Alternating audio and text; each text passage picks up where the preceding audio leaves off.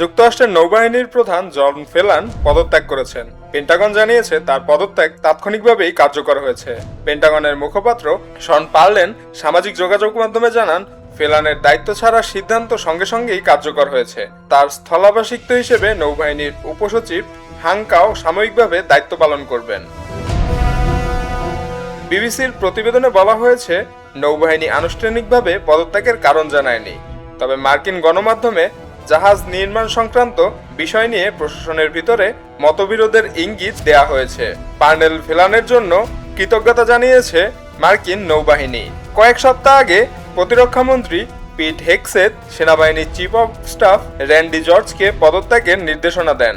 পাশাপাশি general David হটনে এবং major general William গ্রিনকে তাদের পদ থেকে সরিয়ে দেওয়া হয়।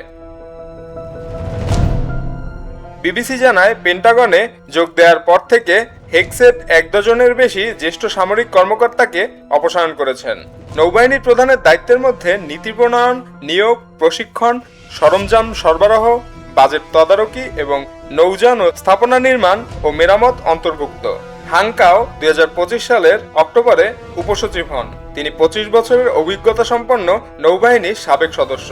2024 সালে ভার্জিনিয়া থেকে মার্কিন সিনেট নির্বাচনে প্রতিদ্বন্দ্বিতা করে ডেমোক্রেট সিনেটর টিম কেইনের কাছে পরাজিত হন তিনি।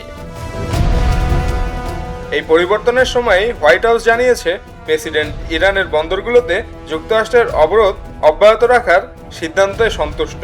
অন্যদিকে ইরানের আলোচক মোহাম্মদ বাঘের গালিবাগ বলেছেন, যুদ্ধবিরতি লঙ্ঘনের কারণে হরমুজ প্রণালী পুনরায় খুলে দেওয়া সম্ভব নয়।